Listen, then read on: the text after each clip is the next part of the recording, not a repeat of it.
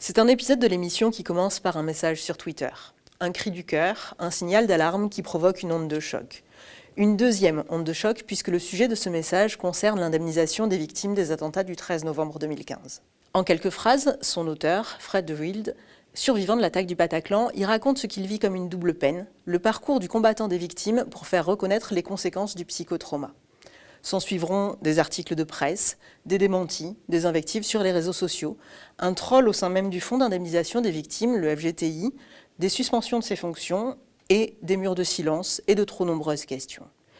Des questions légitimes. Combien sont encore dans les démarches administratives ? Comment extraire le fruit de nos droits de cette jungle ? Combien sont en réclamation ou même en procès contre le FGTI ? Combien ont accepté la clôture de leur dossier parce qu'ils n'en avaient tout simplement pas la force et ont ravalé leurs billes ? Alors, autant vous le dire tout de suite, nous n'avions pas prévu d'aborder la question du psychotrauma dans Symptômes critiques aussitôt, ni en lien direct avec les attentats du 13 novembre, mais à quelques mois de l'ouverture du procès, cette question de la prise en compte du vécu psychique des victimes, qu'elle soit celle d'attentats, de catastrophes, de violences sexuelles ou de conflits armés, vient mettre en lumière certains dysfonctionnements criants de notre société. Alors, reconnaissance du psychotrauma, la double peine des victimes d'attentats, bienvenue dans un nouveau numéro de Symptômes critiques.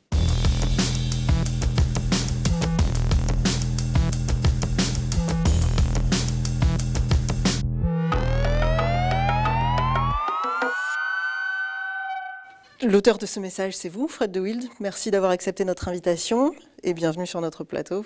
Merci à vous. Alors dans ce message, vous évoquez beaucoup de choses, vous énoncez des dysfonctionnements, des incompréhensions sur la manière dont le processus d'indemnisation des victimes fonctionne. Nous allons y revenir longuement tout le long de cette émission, mais pour commencer, est-ce qu'il y a un élément déclencheur qui vous a poussé à écrire ce post ? Je pense que le premier élément déclencheur, c'est le temps. On arrive à 6 ans quasiment après les attentats.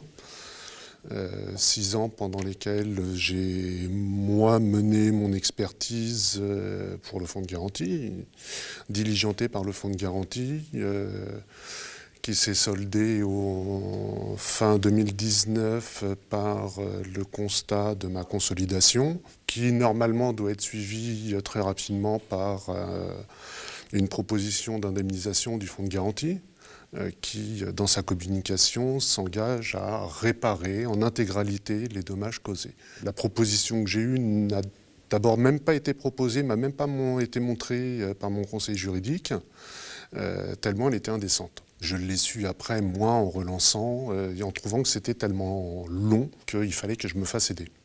Donc là, je me suis fait aider d'une amie juriste qui a repris tout mon dossier, c'est-à-dire tous les éléments que j'avais moi mis de côté, que ce soit les ordonnances, mes feuilles de paye.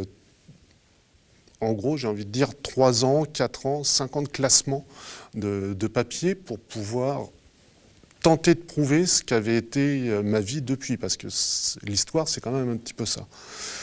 Et en voyant mon dossier, elle y a trouvé des failles, elle y a rajouté des éléments, elle a été en quête d'éléments que moi j'aurais été strictement incapable de chercher.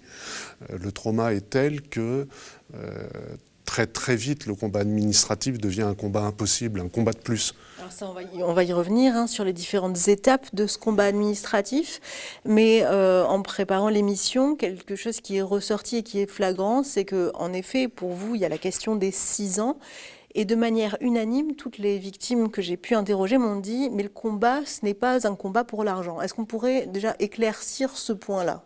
Pour moi, c'est un combat pour pouvoir retrouver un futur. Les terroristes, le jour du drame, ont voulu nous retirer. C'est ça, quand on cherche à tuer des gens ou à les mettre en danger de mort, on leur retire psychiquement leur futur. Depuis, il se trouve que ma vie quand même a été un petit peu changée. J'étais salarié, j'ai été incapable de maintenir mon boulot parce que le stress professionnel, je ne le supportais plus du tout. J'ai été déclaré inapte par la médecine du travail. Je me suis séparé de la mère de ma fille, j'ai déménagé 2 fois. Tout ça, je l'ai fait tout seul. Et on arrive là à 6 ans avec une dose de fatigue et de ras-le-bol de tous ces combats qu'on doit mener pour tout. Et on se retrouve face à une inertie. Il y a des objections du fonds de garantie, essentiellement, alors qu'on est censé être réparé. pour moi, il ne faut pas voir les choses autrement qu'une catastrophe nationale. C'est ce qu'on nous dit dans tous les discours politiques. C'est un événement national. On pensait, naïvement peut-être, mais on pensait qu'on allait être pris en charge à ce titre-là. On est en gros des martyrs de la France. On a été victime indirecte de la politique française. Qu'on soit d'accord avec cette politique ou pas, c'est pas ça le sujet. On est des victimes indirectes de conflits qui ont été ramenés en France. En fait, on n'a pas eu le droit à beaucoup d'égards par rapport à ça. Les fois où j'ai demandé de l'aide après ma séparation pour essayer de retrouver un logement, pour savoir de quoi j'allais vivre, ça a été par mes propres moyens que j'ai réussi à me reloger. Je me suis retrouvé au chômage, mon salaire était divisé par 2, j'ai une pension alimentaire, j'avais ma fille à m'occuper, il y a tout d'un coup un salaire, un loyer, je veux dire, qui était largement supérieur à ce que j'avais avant. En tout ça, je n'ai pas été aidé. Et le fonds de garantie, la seule réponse, et c'est ce que je dis dans mon courrier, qu'est-ce qu'ils ont fait pendant ce temps-là, c'était 3 expertises. Et puis depuis l'expertise, c'est une attente, finalement, de l'indemnisation, oui, mais c'est l'indemnisation qui doit me permettre de retrouver un futur, de retrouver une vie qui ressemble à une vie, et pas une vie qui est dans l'attente de ce que je vais devenir demain. La procédure de calcul indemnitaire du fonds de garantie est souvent vécue par les victimes comme inégalitaire, un coup de poker ou à minima un processus obscur. Mis en cause, nous avons évidemment invité le fonds de garantie à prendre la parole dans l'émission. Proposition qu'ils ont déclinée en raison du contexte de crise, je cite, et même s'ils reconnaissent la pertinence de la question. Pour essayer d'y voir plus clair, nous nous sommes donc penchés sur un outil à leur disposition et qui pose les principes de l'évaluation des dommages à indemniser aux victimes. Nous avons donc passé la nomenclature dite d'Intillac au scanner.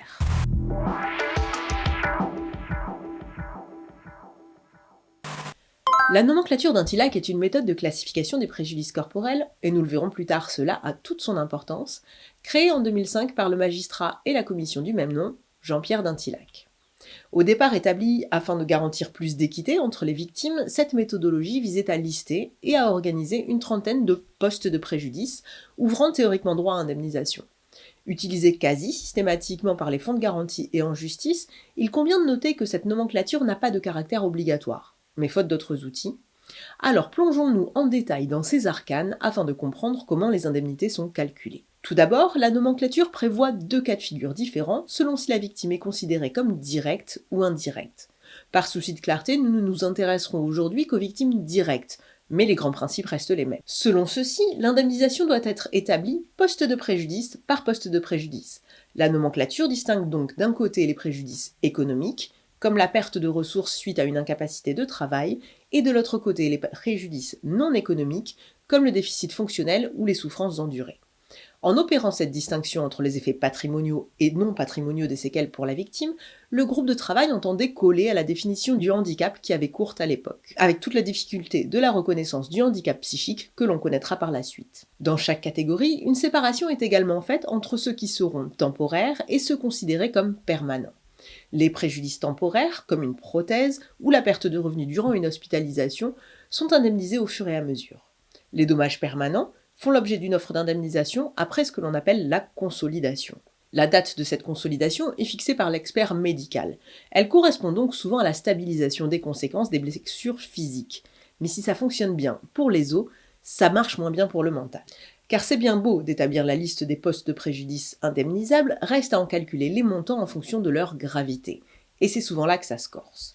SE, DFP, PEP, qu'il s'agisse des frais pour l'assistance par une tierce personne, des souffrances endurées ou du déficit fonctionnel permanent, à chaque sigle correspond un poste de préjudice et un barème issu de la jurisprudence dont la dernière version a été publiée par le fonds de garantie en 2017. Si l'on prend l'exemple du poste souffrance endurée et préjudice esthétique, c'est plutôt simple. Ils sont indemnisés en fonction du degré de gravité, retenu sur une échelle de 1 à 7 par l'expert. Une victime avec des souffrances évaluées à 3 sur 7, par exemple, pourra prétendre à une indemnisation comprise entre 4 000 et 8 000 euros. La fourchette est déjà large. Mais prenons l'exemple du DFP, ou déficit fonctionnel permanent. Ce poste est censé couvrir non seulement les atteintes psychiques de la personne, mais aussi la perte de qualité de vie ou toute perte d'autonomie dans la vie quotidienne. Vaste programme. Le médecin missionné par le FGTI est alors censé fixer un taux de déficit fonctionnel, anciennement IPP, à la base du barème dit du concours médical de 2001. Mais nous y reviendrons. L'indemnisation dépend aussi de l'âge de la victime. Ainsi, pour un taux d'IPP évalué à 50%, pour une victime de 35 ans, on obtient dans le tableau un coefficient 3770 que l'on multiplie par le taux d'IPP de la personne pour connaître son éventuel montant d'indemnisation. Ici, 188 500 €. Jusque-là, cela semble complexe mais clair. Mais le problème ne réside peut-être pas tant dans la méthode de calcul indemnitaire que dans celui du taux d'IPP. Rappelez-vous, toute perte de qualité de vie ou toute perte d'autonomie. Or, si l'on se réfère au barème du concours médical, même s'il est bien une référence en la matière, celui-ci comporte un principal défaut. S'il contient bien un chapitre intitulé « Psychiatrie », faisant apparaître l'anxiété ou les troubles de l'humeur, le trouble de stress post-traumatique n'y figure pas. Cette pathologie est pourtant classifiée dans les traditionnels CIM-10 ou DSM, et l'on sait que 20% des personnes ayant souffert d'un état de stress post-traumatique finiront par développer une forme chronique, potentiellement invalidante. Difficile d'indemniser alors un trouble que l'on n'évalue pas, à plus forte raison quand celui-ci implique des répercussions sur la vie intime et sociale de la personne. Le fameux symptôme invisible. Alors si on ajoute à cela la réforme opérée sur le texte initial par la loi de financement de la sécurité sociale de 2007 et qui vient mettre un coup de canif dans la procédure, le tableau est presque complet. En effet, celle-ci implique que l'indemnisation du dommage corporel s'effectue en soustrayant toute part éventuellement versée par un tiers payeur, sécurité sociale, mutuelle, assurance ou employeur par exemple, pour une prestation correspondante. C'est souvent la raison invoquée en premier lieu par le fonds de garantie pour expliquer la nécessité de produire des justificatifs et certains refus, plongeant alors les victimes au cœur du labyrinthe. En 2014, lors du décès de Jean-Pierre Dintillac, Christiane Taubira, alors garde des Sceaux, saluera le précurseur de la justice du XXIe siècle qui, par sa nomenclature, introduit l'idée de référentiel permettant l'harmonisation des décisions de justice.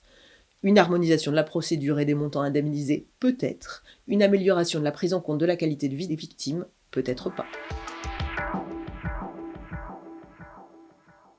Alors, vous parlez bien aussi dans votre courrier du fait que vous êtes tout à fait conscient que les dispositifs existent, mais que c'est une jungle. On va peut-être commencer par détailler un petit peu la question du fonctionnement du fonds de garantie pour les personnes qui ne savent pas comment est-ce que ça fonctionne. Est-ce que vous pourriez reprendre les différentes étapes de la constitution de la demande d'indemnisation? Vous en avez parlé rapidement, mais voilà, les différents moments de votre parcours de demande d'indemnisation. Alors pour mon parcours, et c'est, je pense, le parcours type de toutes les personnes qui ont été comme moi directement pris en charge au niveau policier le soir même. Parce qu'il faut voir quand même que c'est assez complexe. Il y a des gens qui sont cachés dans des appartements extérieurs. J'ai des connaissances qui n'ont jamais porté plainte, qui ne se reconnaissent pas victimes. Moi, j'ai pas eu, entre guillemets, le choix. Je me suis retrouvé sorti par les forces de l'ordre. Donc tout de suite, j'ai été pris en charge. Ma déposition le soir même a été extrêmement succincte, mais je crois que c'est le mercredi suite à l'attentat où le 36 quai des Orfèvres m'a appelé pour que je vienne porter plainte. À partir du moment où la plainte est effective, on rentre sur ce qu'on appelle la liste unique des victimes. Et là, le fonds de garantie intervient directement. Donc on est enregistré au niveau du fonds de garantie et le fonds de garantie nous envoie par défaut une première provision qui est là pour pallier à tous les besoins. Ça, c'est l'immédiat tout de suite, vraiment.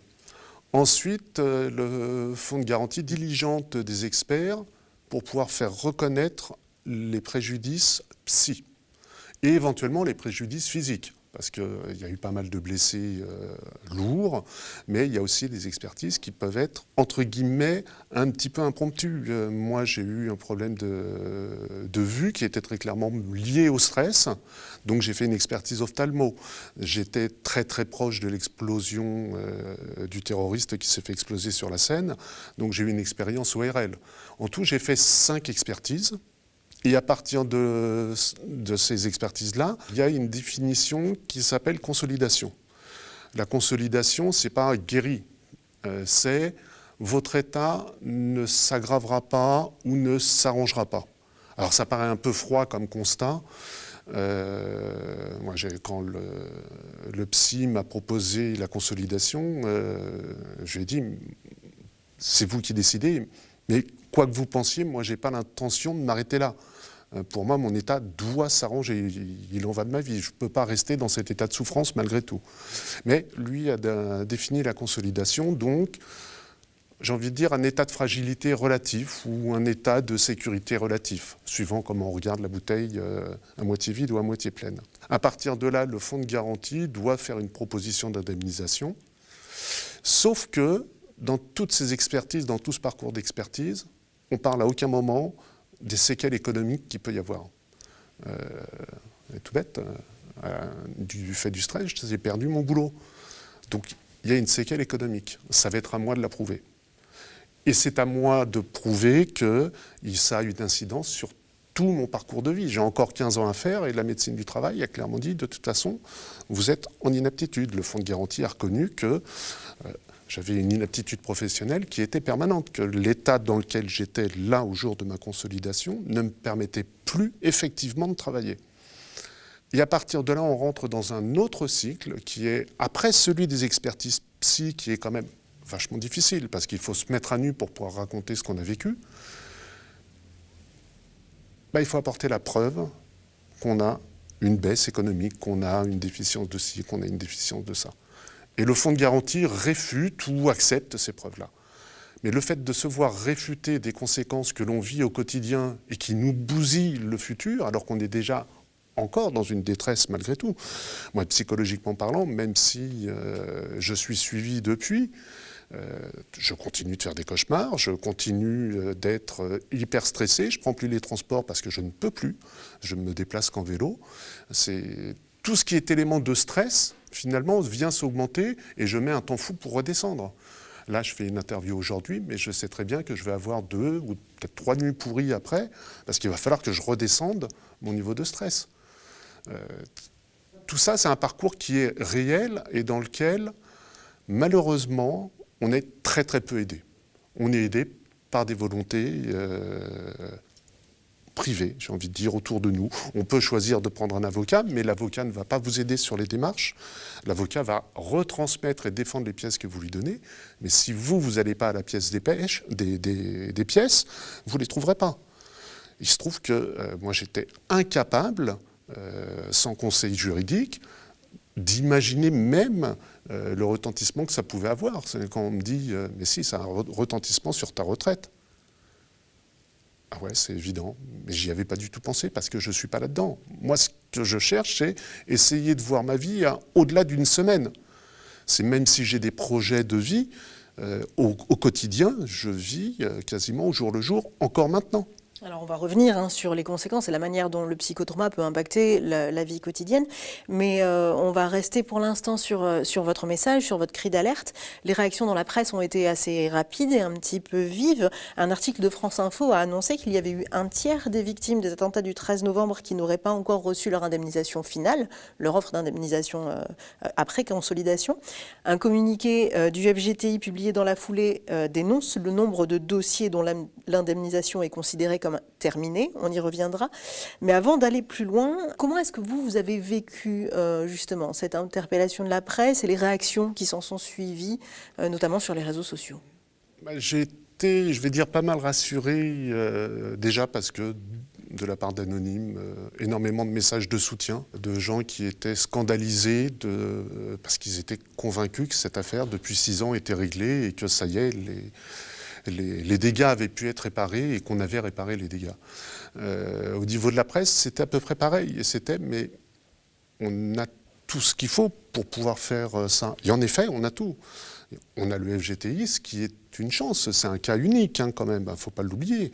Il ne faut pas croire que mon message est une attaque claire et nette au fonds de garantie en disant « le fonds de garantie, j'en veux pas ». Non, non, je pense que c'est une bénédiction.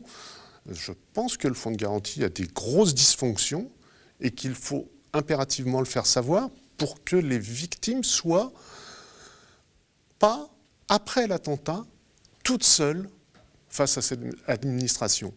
Et Françoise Rudeski le dit très très bien, elle a quasiment écrit tout ce qui était nécessaire aux victimes d'attentats, elle le dit elle-même, tous les organismes sociaux doivent aller vers les victimes, main tendue, main tenue. Mais ça n'est pas le cas.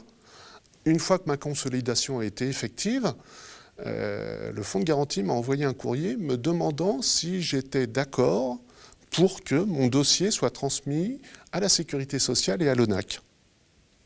Alors, Oui, bien l'ONAC, sûr. l'Office national Des anciens combattants.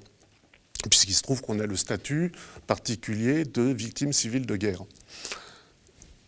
Je m'attendais à un écho, mais en fait, je n'ai pas eu d'écho. C'est par une autre victime, purement et simplement par hasard, en lui demandant comment est-ce qu'elle s'était sortie de sa situation, puisqu'elle arrivait en fin de droit Pôle emploi, que ça faisait un moment que je ne l'avais pas eu au téléphone. Elle me dit, maintenant, je suis en pension d'invalidité. Mais c'est quoi cette pension d'invalidité ? C'est comme ça que j'ai appris que j'avais le droit à ça. Et moi, il se trouve que j'étais en statut Pôle emploi aussi. À la fin de l'année, mes droits allaient toucher à leur fin. Il fallait que je trouve une solution sur l'année. Parce que concrètement, dans l'accompagnement qui est proposé par le FGTI, mis à part les expertises, donc le fait que vous rencontriez des médecins experts pour évaluer quels sont les dommages, quel est l'accompagnement ? En quoi ça consiste ? Pour moi, il n'y en a pas. C'est-à-dire que c'est là le gros défaut. Alors, je peux tout à fait comprendre. Sur le plan opérationnel, ils ont 190 personnes qui s'occupent de 100 000 dossiers. Je comprends qu'ils ne puissent pas faire d'accompagnement, sauf que c'est leur communication, c'est leur rôle. Quand tout à l'heure je parlais de catastrophe nationale, pour moi c'est un effort national qui est à faire. Tous les organismes sociaux, que ce soit la sécurité sociale, les caisses de retraite, les ci, les ça, tout devrait être connecté directement pour faciliter les démarches auprès du fonds de garantie, pour faciliter les démarches des victimes. Nous, on n'est pas en état de le faire. Nombre de victimes me disent j'ai soldé mon dossier parce que je n'avais pas la force de me battre. Je n'avais pas la force d'aller chercher les pièces. Nombre m'ont dit moi je verrai mon dossier après le procès. Je ne peux pas faire deux choses en même temps. Et je m'en aperçois, je le comprends très bien, je suis pareil.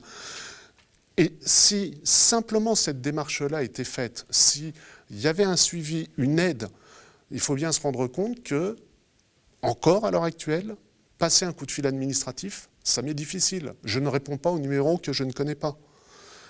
J'enregistre un nombre hallucinant de téléphones pour savoir qui est-ce, pour pouvoir éventuellement y répondre.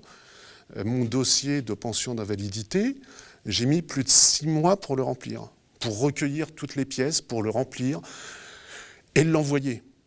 Ça s'est soldé à la fin de l'année, c'est-à-dire ric-rac. Et j'ai appris par hasard, autre chose dans l'accompagnement qui pêche, que, alors c'était je crois sur .gouv, que la consolidation, un an après la consolidation, c'était le délai pour demander la pension d'invalidité. Mais il faut le savoir, j'ai plein d'amis qui auraient été très contents de pouvoir avoir la pension d'invalidité, parce qu'ils sont dans des situations similaires, et qui ne le savaient pas, et qui ont pourtant été déclarés consolidés. Ouais, pour qui il y avait un gros défaut d'accompagnement, d'information. Et d'ailleurs, si on reprend le communiqué de presse du FGTI, sur les 2593 victimes des attentats du 13 novembre, seule la moitié ont été considérées comme blessés psychiques.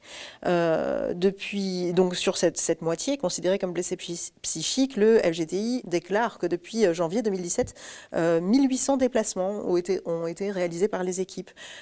Du coup, c'est quand même très peu au regard du nombre de victimes. Comment est-ce qu'on se débrouille, du coup, dans ce dédale des administrations pour trouver comment avoir recours effectif à ces droits ? Alors, les assos nous aident parce qu'en étant un groupe, on réussit à se passer les informations, à passer des informations, à se poser des questions. Alors, les associations de victimes. Les associations de victimes, essentiellement 13-11-15, l'association fondée par Georges Chaline et Life for Paris, qui avait été fondée par Maureen Roussel, qui sont des sources d'informations. Mais pour le cas de Life for Paris, ils sont 600, 700 membres. C'est clair qu'au niveau administratif, ils ne peuvent pas suivre tous les dossiers. Ils peuvent encore moins que le fonds de garantie. Ils peuvent passer des informations, mais la difficulté de mobilisation des victimes, ils n'y peuvent pas grand-chose. Je me souviens, moi j'avais eu une réunion Pôle emploi, et puis la conseillère Pôle emploi me dit « mais il faudrait quand même que vous fassiez un dossier MDPH ». Je lui dis oui, je sais, je l'ai fait. Ça fait 6 mois que je l'ai rempli, il faut que j'aille le déposer, mais j'ai toujours pas le courage de le déposer. Alors MDPH, pour nos téléspectateurs, c'est Maison départementale des personnes handicapées. Tout à fait. Et parce que le statut travailleur handicapé permettait éventuellement d'avoir des formations. Il se trouve que j'ai pas eu le courage de me lancer là-dedans, pas eu la force de me lancer là-dedans. Le simple fait d'aller à un rendez-vous pour l'emploi déjà me stressait tellement. Je ne me vois pas pour le moment en position, je suis incapable de me mettre en position de réapprentissage de quelque chose. Ce n'est pas de la mauvaise volonté, c'est vraiment... c'est une impossibilité psychique. Le simple fait qu'elle me donne le numéro, le simple fait qu'elle me dise « je connais la personne qui s'en occupe, appelez-la de ma part », ben je l'ai fait. C'est pas grand-chose, c'est rien, mais je l'ai fait parce que tout d'un coup, j'étais en terrain un petit peu connu. Le fait de se retrouver devant une énième administration est extrêmement stressant pour moi. Et je ne pense pas que je sois le seul. Les retours, les discussions qu'on peut avoir avec les victimes, c'est souvent ça. On est dans un immobilisme qui nous fait peur. Mais il faut quand même bien se dire les choses, c'est que beaucoup sont sortis, c'est une parole qui est récurrente, que moi j'ai eue aussi, en se disant on est chanceux. Un an après, beaucoup disaient j'aurais préféré y rester. Et sans mesurer peut-être les conséquences que ça aurait sur votre vie psychique après. On ne mesure pas toute l'incidence que ça a, toute la souffrance que ça a, toute la difficulté qu'on va avoir à se mobiliser. Moi, le matin, je me bats pour sortir de la couette. Je me lève avec le Bataclan, je me couche avec le Bataclan. Et je ne sais pas combien de minutes par jour je ne pense pas au Bataclan, mais j'aimerais pouvoir les compter. Donc, quand on a la tête qui est embolisée comme ça, se lancer en plus dans des démarches, mais c'est un combat permanent. Et c'est bien pour ça que je parle de double peine. Le fait simplement qu'on soit accompagné, qu'on ait réellement cette main tendue, déjà changerait quand même beaucoup les choses. Il se trouve que le fonds de garantie prétend faire cet accompagnement, mais qu'effectivement, il ne le fait pas. Il y a des problèmes structurels pour le fonds de garantie pour le faire. Très clairement, avec quasiment 400 dossiers, 500 dossiers par personne par an, ils ne peuvent pas le faire. C'est évident, ils font du chiffre. Nous ne pouvions pas évoquer la question du psychotrauma sans parler du CN2R, le Centre national de ressources et de résilience, reconnu pour son expertise concernant le psychotrauma et dont le but est d'aider à l'approfondissement et à la diffusion des connaissances sur le psychotraumatisme et la résilience. Tout cela dans le but d'améliorer la prise en charge des victimes. Sur leur chaîne YouTube, de petites vidéos d'animation courtes permettent de comprendre. On regarde celle intitulée « Les blessures invisibles », c'est notre traitement d'urgence.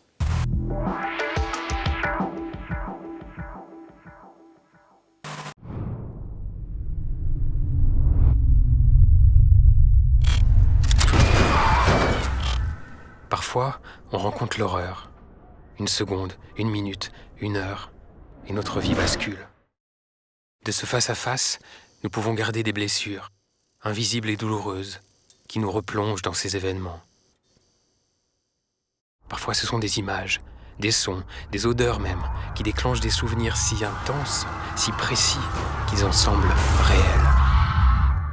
De nuit comme de jour, ils peuvent surgir d'un instant à l'autre.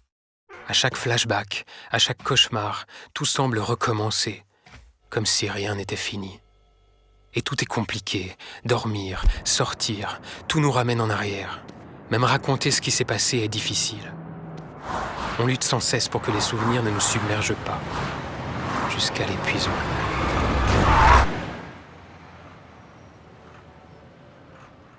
Parfois, les émotions débordent. Le moindre bruit nous irrite, on devient agressif et progressivement, on se coupe du monde. Si on ne les soigne pas, ces manifestations risquent de durer, de s'aggraver, de se compliquer d'addiction, de dépression et d'idées suicidaires. Les psychotraumatismes se soignent, ne les laissez pas s'installer.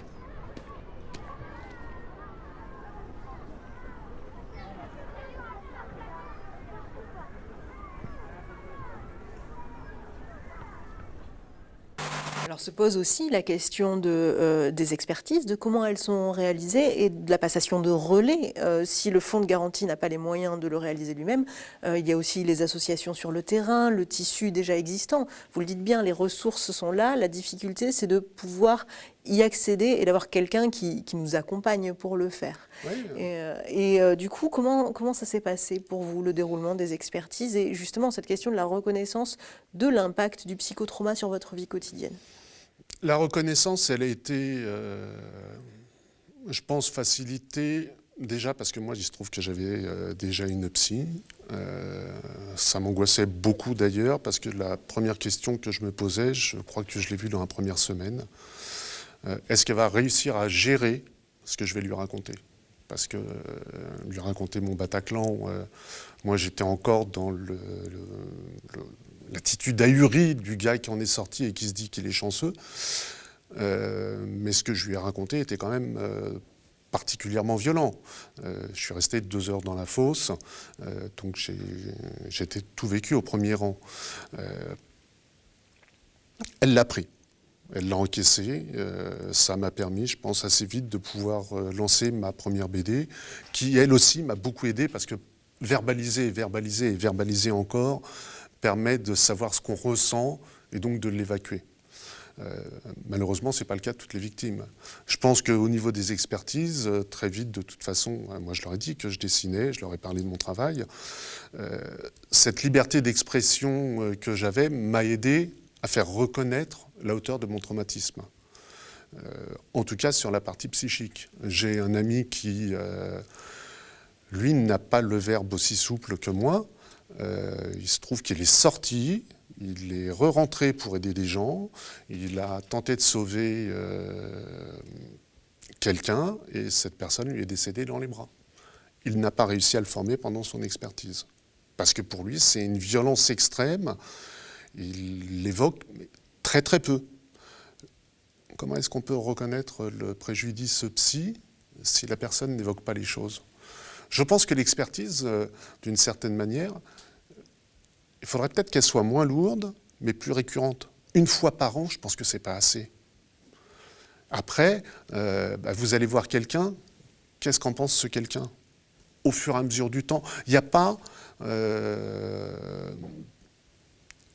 c'est un peu tout ou rien. On attend l'expertise, et puis on attend l'expertise d'après, et finalement l'angoisse monte. Combien de victimes viennent sur la page des survivants, ils nous disent, mais j'ai une expertise, comment ça se passe ? Je stresse. Ça démontre bien qu'il y a une difficulté. Le trauma est quelque chose de vachement difficile à appréhender pour les gens qui ne le comprennent pas. Et le trauma, dans cette violence-là, avec la barbarie qu'on a pu connaître, alors c'est pas que pour les victimes de terrorisme, les victimes de violence, vous en parliez tout à l'heure, peuvent aussi connaître des choses extrêmes. C'est extrêmement difficile de se dire « j'attends ». Et là, on est un peu dans une position, depuis le début, d'attente. Et il y a un moment où on n'attend plus, parce que nous, on voit notre situation couler. En tout cas, moi, je vois ma situation s'enfoncer. Alors, d'attente et de demande de justification aussi, vous en parliez tout à l'heure. Cette demande administrative, cette formulation de devoir prouver les pertes de ressources, les changements de vie pour certains. Comment est-ce qu'on y fait face ? Difficilement. Je citais sur Twitter le cas d'un ami, par exemple, qui a perdu sa femme au Bataclan. Et le fonds de garantie, pour qu'il puisse avoir le droit avec les parents de sa femme, avoir droit à l'indemnisation de préjudice, d'angoisse, de mort imminente, lui demandait de prouver que sa femme, avant de mourir, avait ressenti l'angoisse de mort imminente. Pour moi, ça donne un niveau de tonalité. Quand on est capable de demander à quelqu'un « prouvez-moi que votre femme a angoissé avant de mourir », on est dans une indécence totale. Où est l'humain là-dedans ? On parle quand même de victimes de traumatisme, quoi. C'est pas simplement « ah, je me suis cassé l'ongle du pied ». Quand moi, je fais valoir mes pertes professionnelles, le fonds de garantie me rétorque « oui, d'accord, vous avez des pertes professionnelles, vous dites que vous êtes inapte, mais enfin, vous faites des bandes dessinées, donc vous êtes capable de travailler. » De quoi on parle? Mais ça n'a rien à voir. Mes bandes dessinées, déjà, je les faisais déjà en travaillant, mais c'est chez moi, c'est tout seul. Vous avez lu ce qui est écrit sur l'expertise ? Si vous aviez lu les points nommés dans l'expertise, vous sauriez que c'est pas travailler, c'est pas la capacité créative qui est altérée, c'est le rapport à l'autre. c'est le stress. Comment est-ce qu'on peut contredire des éléments qui ont été établis par les experts? Alors, dans ce cas-là, pourquoi est-ce qu'ils missionnent des experts? Ils font ça au petit bonheur la chance, et puis ce sera, j'ai envie de dire, pareil. Non. Oser contredire des rapports qui sont dans les experts, c'est une insulte, c'est comment dire, une abnégation de la reconnaissance de l'humain qu'on est. Donc non seulement on est humain traumatisé, mais en plus, on se retrouve bafoué par rapport à ça. Alors 6 ans d'attente, 6 ans de justification, c'est aussi la perspective du procès qui devrait s'ouvrir dans quelques mois. Qu'est-ce que vous attendez de ce procès? Un simple mot me provoque des frissons. Il faut bien savoir, enfin, j'attends pas grand-chose parce que pour moi, le procès, je dis bien pour moi, parce qu'on n'est pas du tout d'accord entre survivants là-dessus, le procès, c'est essentiellement la mise en accusation des terroristes. Mais les victimes et les conditions des victimes, c'est pas ça dont on va parler. On ne va pas parler du cataclysme que ça a pu être pour les victimes, cataclysme social, professionnel, familial. Non, tout ça, on ne va pas l'aborder. On ne parle pas de dédommagement des victimes. On parle d'une accusation d'un acte. Là, assassinat, tentative d'assassinat par entreprise terroriste, essentiellement. Ok, c'est bien beau. Je veux dire, ils vont être jugés sur leur niveau de culpabilité. Pour moi, ils sont déjà coupables. Mais après, c'est aussi les plaidoiries de la défense, c'est aussi l'exposition pendant plusieurs semaines, le fait d'être réexposé aux faits. Est-ce que vous l'appréhendez? Est-ce que vous vous y préparez? Oui, bien sûr que je l'appréhende. Mais tout ça, finalement, j'ai envie de dire, ça me fait penser aux discours politiques qui, chaque année, nous disent « on n'oublie pas, on n'oublie pas, on n'oublie pas ». Et finalement, je le prends plus comme une ambiance extrêmement insultante, parce que si, nous, on le vit au quotidien et on sait très bien qu'on est oublié. On sait très bien que, enfin moi je le prends comme ça, une fois que le procès sera fini, on va considérer que l'affaire est close. Mais non, l'affaire elle n'est pas close. Pour les victimes, en tout cas, l'affaire n'est pas close. Vous le disiez tout à l'heure, c'est un tiers des dossiers qui ne sont pas réglés. Un tiers des dossiers qui ne sont pas réglés, ça veut dire des gens qui sont réellement dans le besoin, ou qui n'ont pas eu la force de s'en occuper, ou qui n'ont pas baissé les bras et qui considèrent qu'ils doivent obtenir juste réparation à hauteur de leurs droits, parce qu'on parle de droits. On ne parle pas de doléances. Ce n'est pas des sommes qui sont demandées. Non, c'est des sommes qui sont établies par la loi. À ce propos, après le fonds de garantie, il y a le GIVAT qui est censé justement étudier les textes de loi pour donner ce qui n'a pas forcément été attribué par le fonds de garantie. Ça montre bien qu'il y a un système de conflit. Déjà à la base, si on veut négocier avec le fonds de garantie, il faut prendre quelqu'un pour se faire assister. Généralement un avocat. Donc ça signifie bien qu'on est dans un rapport de conflit.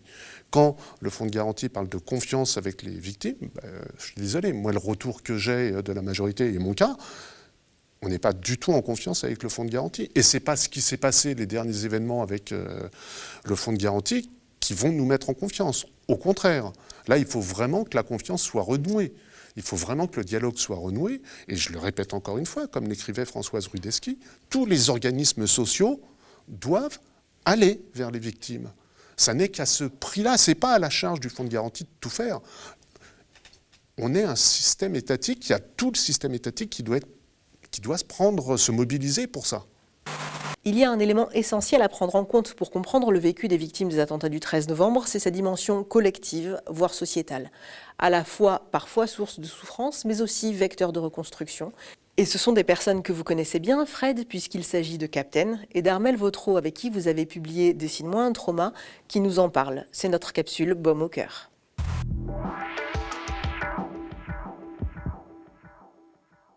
Franck, 44 ans, éducateur et musicien, et j'étais au Bataclan le 13 novembre 2015. Alors depuis décembre 2020, j'ai clos ma procédure avec le fonds de garantie. J'ai passé cette consolidation un petit peu parce que voilà, à un instant T, je pensais que ça allait. Non, et qu'un jour ça peut reclaquer. Et il faut rappeler qu'on dit qu'on passe une consolidation. Ce que veut bien dire, on est consolidé, on n'est pas guéri. Donc ça veut dire que ça admet qu'un jour, on puisse remettre le genou à terre.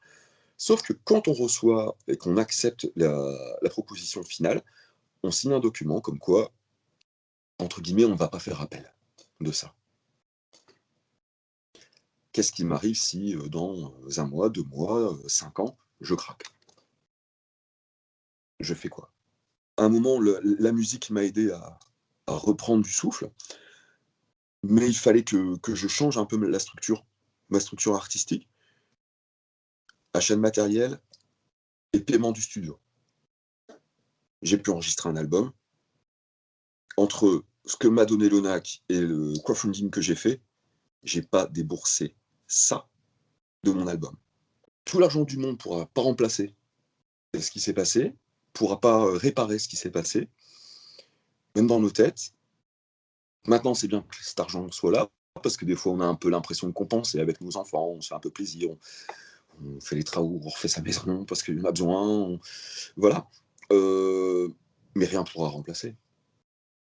Rien pourra remplacer. Donc vous êtes psychanalyste, vous êtes également doctorante en neurosciences et trauma au sein du laboratoire Sphère du CNRS et de l'Université Paris 7.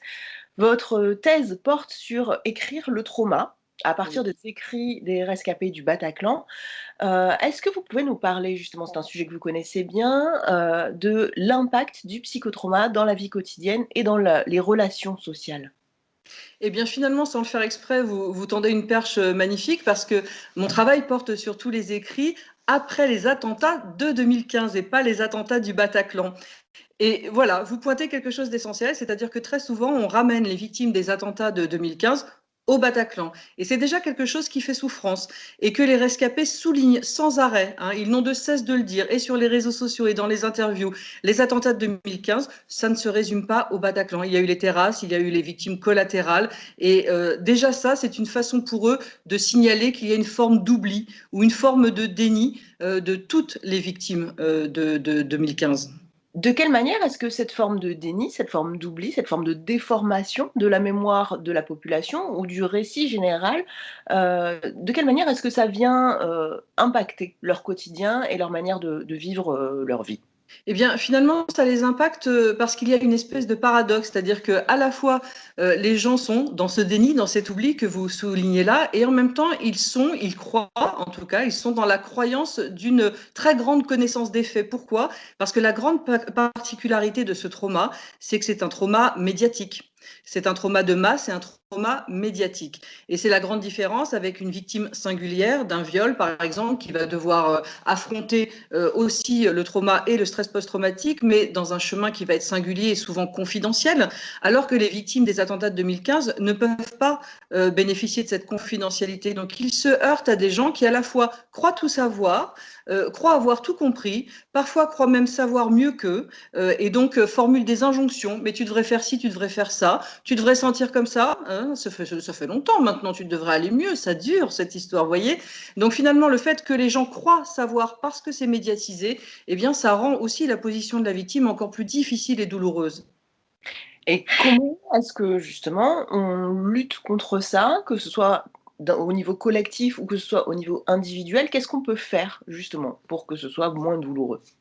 Il faut finalement accepter que ces victimes sont des gens qui sont des personnalités nouvelles. Alors ça, c'est un petit peu compliqué, c'est-à-dire que forcément, étant donné l'impact, hein, étant donné le nombre de victimes de ces attentats, il y a beaucoup de gens qui les connaissent, qui les ont croisés, qui les ont côtoyés, des gens qui les ont connus jeunes, des gens qui les ont connus adultes, des gens qui les fréquentaient dans le travail et des gens qui les fréquentent dans la sphère familiale.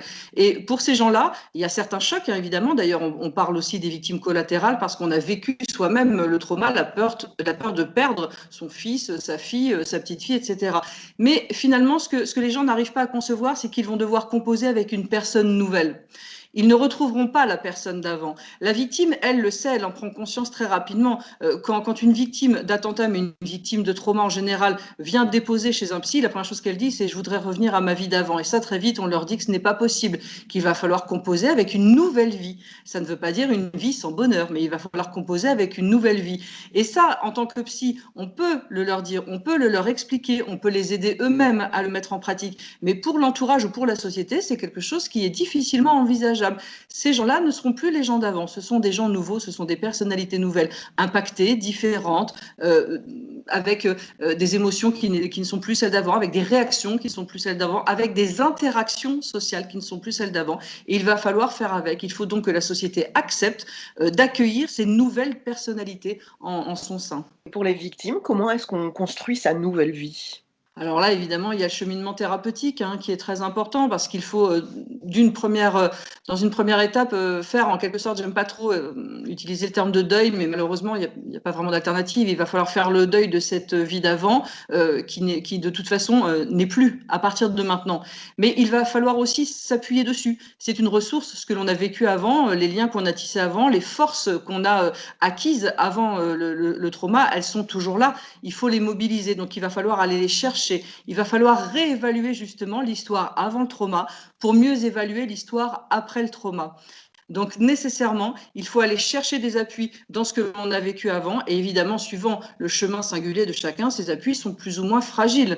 Il y a des gens qui ont des constructions qui sont plus compliquées que d'autres et forcément le trauma ne va pas avoir le même impact pour ces personnes-là. Et puis après, il va falloir composer avec ce trauma parce qu'effectivement, on ne peut pas revenir à la vie d'avant, on ne peut pas l'oublier. Ça, c'est une certitude, on ne peut pas l'oublier, sauf dans des cas d'amnésie traumatique et c'est évidemment tout à fait particulier.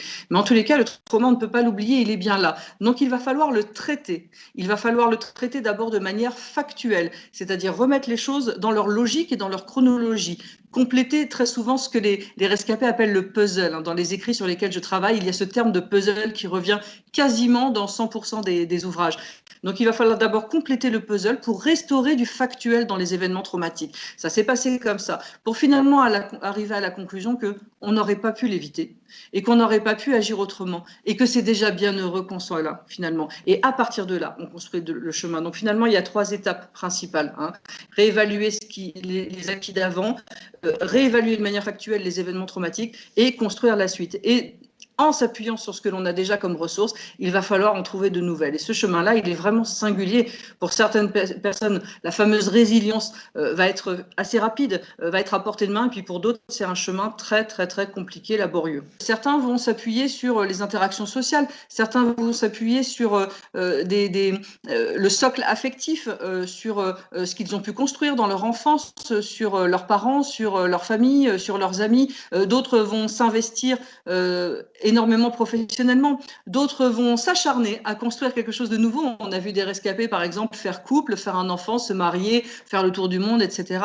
Et puis pour d'autres, il va y avoir aussi la voie de la sublimation, qui est la voie de Fred de Wilde, par exemple, avec qui je travaille, avec qui j'ai écrit un ouvrage, où là, il passe par la création, il passe par le dessin, et ça ne se fait pas sans douleur, mais il passe en tout cas par cette voie-là, qui est pour lui une façon de mettre du sens, d'incarner à la fois le trauma, à la fois la peur qui en résulte, et puis d'essayer de produire. On est vraiment dans la pulsion de vie à travers la sublimation.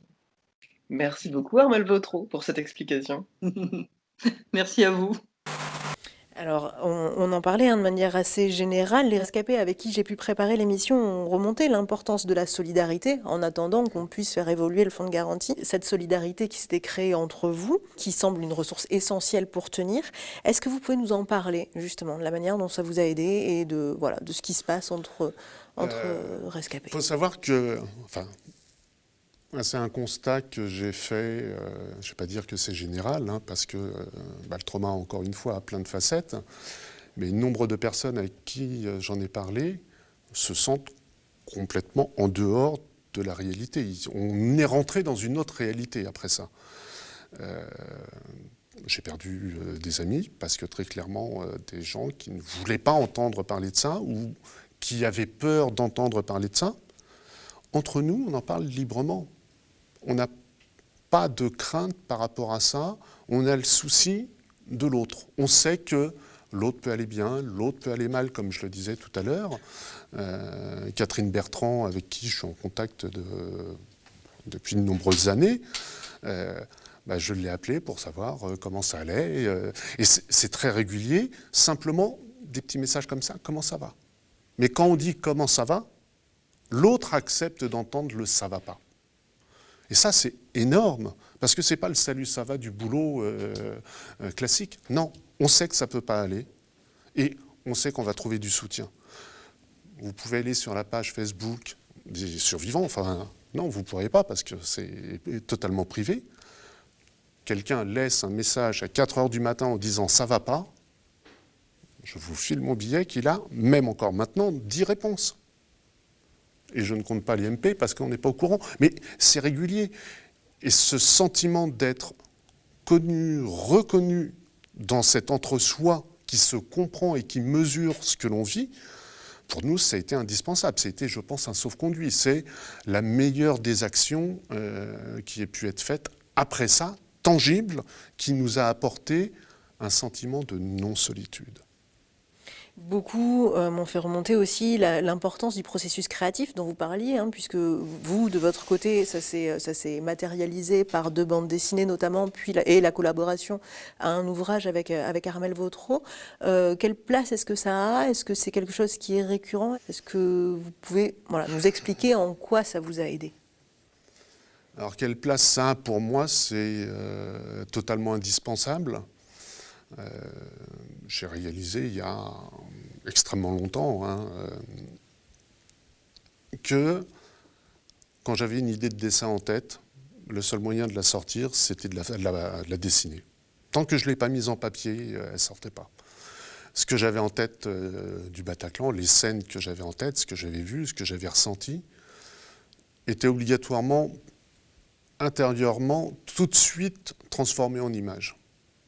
Donc il a fallu que je dessine ces images. Le fait de dessiner ces images me permet de les regarder. C'est ce que je disais hier soir pour la 3e BD là, que je viens de finir. J'ai mis en forme ma bête, mon monstre, mon cauchemar. Alors j'ai pas mal cherché, puis finalement, il se trouve que j'ai fait le lien avec mon arachnophobie, et c'est un mélange de crâne, de squelette avec une araignée. Pour moi, c'est vraiment ma bête de cauchemar. Le jour où j'ai dessiné ça, c'était vraiment le truc. Maintenant, j'en rêve et je peux lui parler. Alors qu'avant, j'étais incapable d'avoir ce type de relation. Le titre de la BD, c'est « Conversation avec ma mort ». C'est pas complètement anodin. C'est ce que je vis, moi, depuis 6 ans. Là, ça y est, enfin, dans mes rêves, je peux communiquer avec. Je ne connais pas encore la nature de l'échange, mais j'arrive à l'approcher. J'arrive à la dompter et puis à me dire, ça fait partie de ma vie. Waouh, c'est déjà un poids en moins, quoi. C'est de l'acceptation. Moi, ça me permet de comprendre des choses. Et puis, j'ai découvert au fur et à mesure du temps que pas mal de gens me disaient, ça m'a permis, à la lecture de ça, de faire comprendre à ma famille ou de le faire lire à ma famille pour qu'ils comprennent ce que j'avais vécu. Ça m'a permis de trouver des mots qui me faisaient comprendre ce que je ressentais. Alors ça, c'est énorme. Pour moi, ça me redonne une place. Là, moi qui ai ressenti une éjection, ou du moins une extraction complète de notre société, ça me redonne ma place, au moins dans une communauté. Alors c'est pas... ça ne veut pas dire que tout le monde m'apprécie, j'espère que non. Mais au moins, j'ai une place. Et puis, je me suis aperçu, au-delà de ça, que pas mal d'anciens militaires me contactaient. Des femmes battues, des femmes qui avaient subi des violences, des gens qui avaient subi des traumatismes, qui, a priori, n'avaient rien à voir. Et alors là, c'est des moments où on se sent utile. Et après ce qu'on a vécu, et après ce qu'on est encore en train de vivre, se sentir utile, c'est des données indispensables, quoi, pour moi. Et justement, vous le disiez depuis le début, le but de votre message, ce n'était absolument pas une attaque frontale du fonds de garantie, ni même des autres institutions, mais une sonnette d'alarme pour essayer de faire avancer les choses. Comment est-ce que vous pourriez être utile pour qu'on améliore ce mode de fonctionnement, cette prise de conscience de l'importance du psychotrauma, de ses conséquences dans la vie quotidienne, et quelles pistes pour l'avenir? Je pense qu'il y a pas mal de choses. Alors, je rebondis sur ce que vous avez dit. C'est un coup de gueule, c'est une interpellation violente, oui, c'est vrai, qui est une réaction à une violence ressentie, mais c'est une interpellation violente, le procédé est violent. Mais le but n'est pas simplement de donner un coup de poing et puis point. Non, non, le but est d'améliorer un système, de faire prendre conscience que le système qui existe, malgré ses qualités, a quand même des défauts. Et que ces défauts, il faut les prendre en compte pour le bien des victimes. Et je réinsiste encore là-dessus, pour moi, c'est un effort national qui doit être fait. Toutes les instances, et même privées, pourquoi pas, au niveau des employeurs, qu'il y ait une sensibilisation pour dire on va maintenir cette personne dans l'emploi, mais peut-être qu'il faudra qu'il soit aménagé. La médecine du travail, la sécurité sociale, la CPAM, que toutes ces instances-là soient mobilisées pour aller vers les victimes. Déjà, ça, ce serait vraiment le premier point. Ensuite, je pense que les gens du fonds de garantie devraient quand même sérieusement apprendre ce que c'est que le trauma, parce qu'on ne communique pas de la façon dont ils peuvent communiquer avec des victimes. C'est vraiment rajouter de la souffrance à la souffrance. Ça, pour moi, c'est une évidence. Et puis, je pense qu'il faut réellement qu'il y ait un accompagnement pour que les victimes puissent se retrouver dans le dédale de ces instances, que les dossiers soient facilités pour les victimes d'attentats. Je ne dis pas, on va me prendre la main, puis on va écrire à ma place. Je suis quand même capable de remplir un formulaire. Mais je sais que les langages administratifs, déjà, sont réputés pour être ardus. Mais des fois, il me fallait lire 3 fois, 4 fois, 5 fois un courrier avant de comprendre de quoi il s'agissait. Et puis après, mince, c'était ce courrier, mais c'était pour qui déjà? C'était pour quel organisme? Parce que j'ai une mémoire de poisson rouge depuis, et je ne suis pas le seul. Je peux noter un rendez-vous, le temps que je le note, il est enregistré. Ah non, mais ce n'était pas pour le 21, c'était pour le 20. Non, c'était quel jour? Et je suis obligé de regarder 5 fois. Si je ne me mets pas des alarmes sur téléphone, si je ne me note pas les trucs, je les oublie, mais à une vitesse incroyable. Moi, je suis effrayé de voir le nombre de stratégies d'évitement. Ma fille a pris le pli. Avant de fermer la porte de la maison, elle me demande systématiquement si j'ai pris mes clés. Parce qu'on a déjà été obligé de sortir l'échelle pour pouvoir re-rentrer à la maison. Parce que j'avais oublié mes clés. Et une fois sur 2, je pars de chez moi en 3 temps. J'oublie la batterie du vélo, j'oublie mon casque, j'oublie le casque de la petite ou son cartable. C'est invraisemblable. Donc, il faut bien comprendre cette lourdeur et dire, je pense qu'il est indispensable qu'on soit aidé. La majorité, peut-être, des victimes n'en ont pas besoin. Mais je pense que ceux qui en ont besoin, ce sont les cas les plus touchés. Et il faut vraiment le prendre en compte. Et ça veut dire des moyens humains, par conséquent? Ça veut dire des moyens humains, ça veut dire aussi un réflexe administratif. On va me dire, mais vous avez été pris en charge par les associations. Dans le premier mois, je crois, après le Bataclan, j'ai reçu le courrier du fonds de garantie, 2, 3 courriers de différentes associations, courrier de l'ONAC, mais je n'étais même pas capable de comprendre ce qu'il y avait dedans. Je ne sais pas sur quelle période de temps après l'attentat, j'ai été en flou, mais quand j'essaie de m'en souvenir maintenant, je ne suis pas réellement capable de vous dire dans quel état j'étais. Donc recevoir simplement des courriers à ce moment-là, ce n'est pas suffisant. C'est pas ah, vous avez reçu votre feuille d'impôt, donc il faut remplir votre feuille d'impôt. Non, non, c'est l'aide psychologique dont on parle et de calourd. C'est des humains, c'est des gens, et je leur dis encore une fois, peut-être benoîtement, mais on espérait qu'en tant que martyr de la France, on aurait le droit à un statut un petit peu privilégié par rapport à ça, une écoute, à être un tantinet chouchouté. Non, pas du tout. Pour moi, on est vraiment dans la double peine. Mais ce sera le mot de la fin. Merci beaucoup, Fred Deolide, pour ce témoignage.